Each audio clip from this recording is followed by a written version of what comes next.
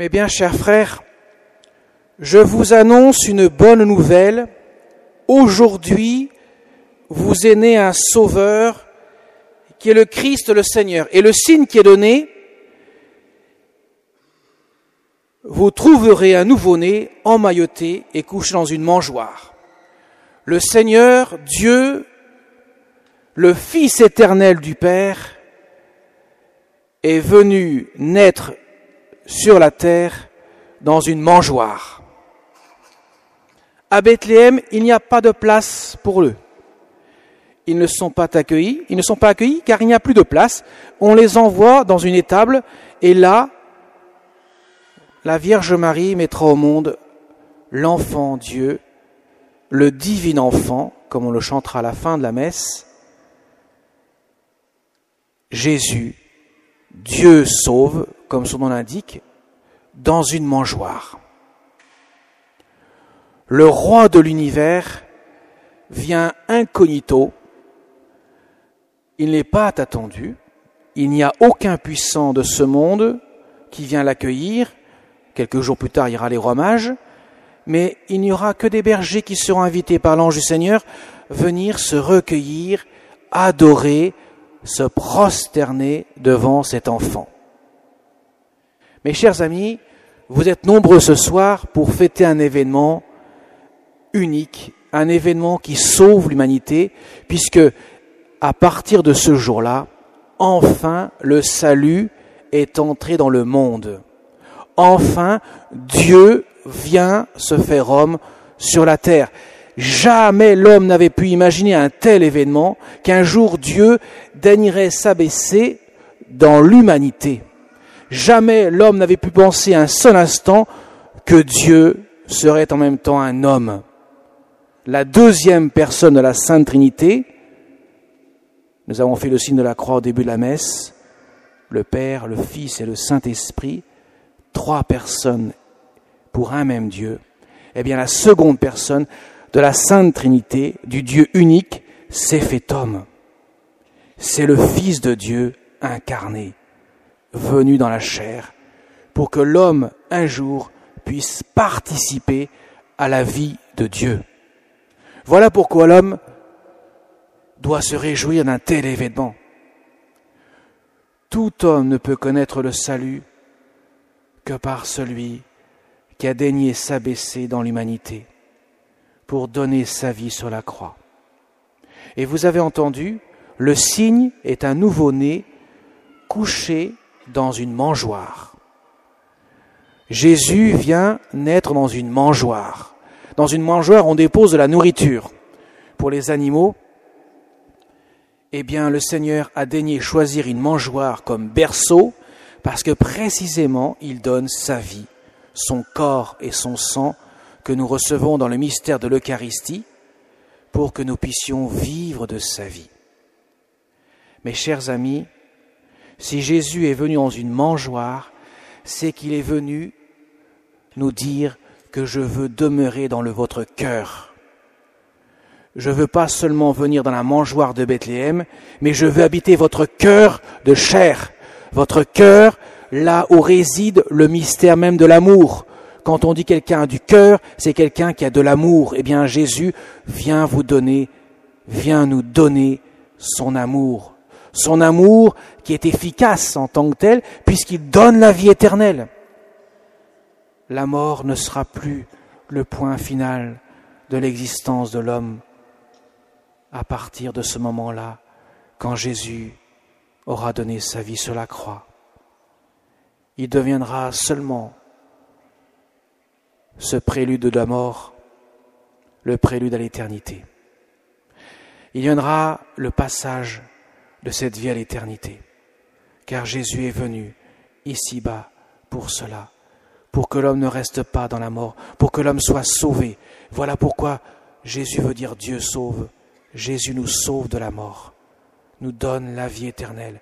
Notre cœur aspire de toutes ses forces à une vie éternelle, à une vie pleine d'amour, à un bonheur éternel, car la souffrance et la mort sont pleinement étrangers à la nature de l'homme.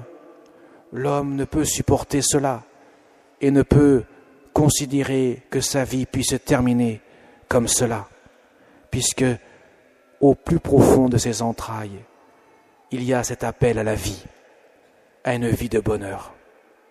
Voilà pourquoi le Seigneur invite avec l'intermédiaire de l'ange les bergers à venir se prosterner devant celui qui est le vrai berger, celui qui conduit ses troupeaux vers les verts pâturages de la vie éternelle. Et les bergers viennent à la crèche pour adorer, se prosterner. Ils adorent cet enfant, car Dieu est là.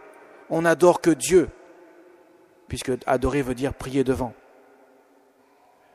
On adore Dieu, présent dans cet enfant, parce qu'il nous donne la vie éternelle, son amour.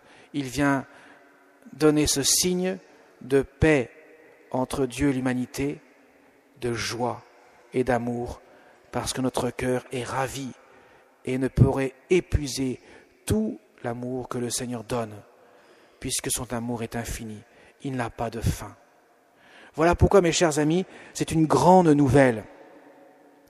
Nous avons une grande joie dans notre cœur, parce que nous savons que ce que notre cœur attend a sa réponse dans le Christ, le Sauveur, celui qui vient à la rencontre de l'homme. Dieu n'est pas étranger à l'humanité, il la rejoint, et il la rejoindra jusque dans la mort sur la croix, après avoir pris toutes les souffrances de tous les hommes, pour qu'aucun des hommes soit étranger au mystère de la vie du Seigneur Jésus. Alors mes chers amis, en ce soir de Noël, réjouissons-nous, partageons cette joie du nouveau-né de la crèche de Bethléem qui vient nous dire à chacun d'entre nous, ouvre ton cœur, je veux demeurer dans ton cœur, je veux qu'en esprit je puisse venir dans ton cœur pour donner mon amour, car c'est pour cela que je suis venu ici-bas. La crèche, elle doit être à l'intérieur de notre cœur.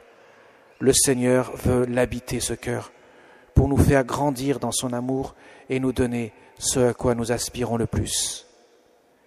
Je voudrais terminer par la Vierge Marie, notre Mère du ciel. Vous savez, 9 mois plus tôt, c'était le jour de l'Annonciation. L'ange Gabriel vient voir la Sainte Vierge. Alors elle est un peu apeurée, elle se demande ce qui se passe. Et il lui dit, sois sans crainte, ne crains pas Marie. Tu as trouvé grâce auprès de Dieu et tu vas enfanter un fils. Tu lui donneras le nom de Jésus. Il sera le Sauveur. Et la Vierge Marie, elle a dit oui, que tout se fasse pour moi selon ta parole. Elle nous a donné le Sauveur. Le monde se réjouit et attend depuis des siècles avec impatience le oui de Marie. Dieu a voulu demander à cette femme, cette humble femme de la terre, celle qui avait été choisie depuis toujours, d'être la mère du Sauveur. Et elle a dit oui. Et voilà que Jésus nous la donnera comme mère au pied de la croix pour nous dire, ne l'oubliez pas. C'est par elle, par son oui, que tout fut possible. Parce que je ne veux pas venir chez vous, dans votre cœur. Je ne veux pas l'habiter par la force et la contrainte. Je veux habiter votre cœur par l'amour. Je vous demande d'ouvrir votre cœur. Je vous demande de répondre oui à mon amour. Comme ma mère, la Vierge Marie, a répondu oui à mon amour. Voilà pourquoi, mes chers amis, il ne faut pas l'oublier. Et nous la chanterons juste avant de chanter « Il est né le divin enfant » à la fin de la messe pour nous rappeler que par elle, nous avons l'exemple et en même temps l'aide précieuse qui nous conduit à Jésus, celle qui nous conduit à accueillir dans notre cœur, comme elle l'a accueilli avant même d'enfanter, elle a accueilli la parole de Dieu, elle a fait confiance totalement à Dieu et nous invite à notre tour à faire de notre cœur une crèche, une mangeoire pour accueillir celui qui vient à notre rencontre, celui qui vient donner sa vie pour nous. Comme son nom l'indique, Dieu sauve. Amen.